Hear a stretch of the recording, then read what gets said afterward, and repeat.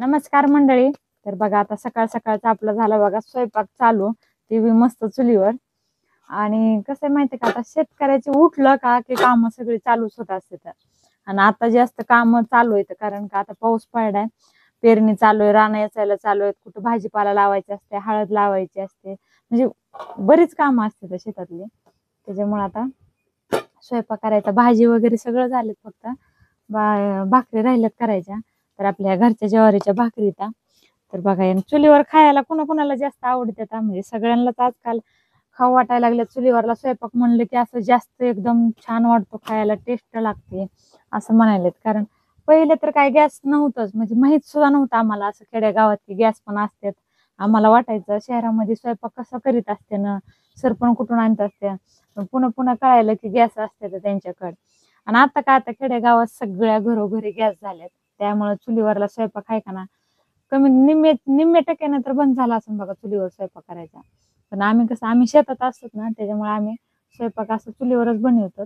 तर बघा आता लगेच खायला पण चवदार लागते बरं का, त्याच्यामुळे आहे का ना चुलीवरला स्वयंपाक आवर्जून करून खावं माणसानं. आता गावाकडे आले का ना की शहरातून सुट्ट्यालाही तर आवर्जून म्हणतात की ताई बाई काय चुलीवरला स्वयंपाक, बेसन मस्त छान भाकरी कर, लय छान लागते गरम गरम. तसं आता चुलीवरला स्वयंपाक आहे बघा. या आमचं दररोजच काम आहेत, आमचं काय म्हणजे आजचं नाही. आता सकाळची कामं म्हणलं की आता हे स्वयंपाक झाला की जेवण करायचं, निहरी करायची, निहरी झाल्यानंतर मग लगेच जनावर पाणी पाजायची, आवरायचं, शेतात जायचं. आणि आज आपल्याला काम म्हणजे काय, आता पेरणी चालू आहे त्याच्यामुळे रान कुळवायला चालू आहे, रान याचायचं, पुन्हा दुपारचं जेवण करायचं. म्हणजे शेतातलं वातावरण म्हणजे एवढं छान असते ना, कसा दिवस जातो ना हे कळत नाही. काम तर काय, काम तर कुणाला बी असतात आणि काम तर करावंच लागते. कामानं काय माणूस वाळत नाही, पण खूप जणाला कामाचा कंटाळा येतात की शेतातली कामं खूप अवघड असतात. पण कसं आहे, आपण मनावर धरून तर काम केलं ना तर काहीच अवघड नसतात काम. कारण का काम केलं तर आपलं अख्खं जीवन चांगलं जातं, नुसतं बसून नसतं भागत तसं. मग संसार कशाला म्हणतात. हळद पण लावायची. आणि रान आता हे करून ठेवलंय, लगे खुरपायला येतात, सोयाबीन खुरपायला येतात, मूग पेरलाय तर मूग लगे खुरपायला येते, हळद लावायची राहिली. आता तुम्ही हळदीचा पण व्हिडिओ बघा, हळदीचा व्हिडिओ टाकते मी. तर हळद आपल्या इकडे कशा पद्धतीने हळद लावतात हे तुम्हाला समजेल. आम्ही काय म्हणजे जास्त लावित नाही तर मग आपली खायापुरती आणि थोडी आंब्याच्या लोणचं घालण्यासाठी थोडे इकावं लागते. त्यावेळेस मग आपली 5-6 किलो इकली होती, ते आम्ही थोडीच लावतो, जास्त नाही. कारण पहिलं म्हणजे जास्त लावित होती, पण आता नाहीत लावित. तर बघा आता स्वयंपाक होत आलाय मस्त छान. आणि ठेसा बरं तर एवढी एक नंबर भाकर गरम गरम लागते ना. आजकाल लोक आहे का ना असं की रस्त्यानं असं हॉटेल बघितलं ना तर मग त्या चुलीवरला जिथं स्वयंपाक असेल ना तिथलं जेवण खरंच खूप लय छान स्वयंपाक असतो तिथला.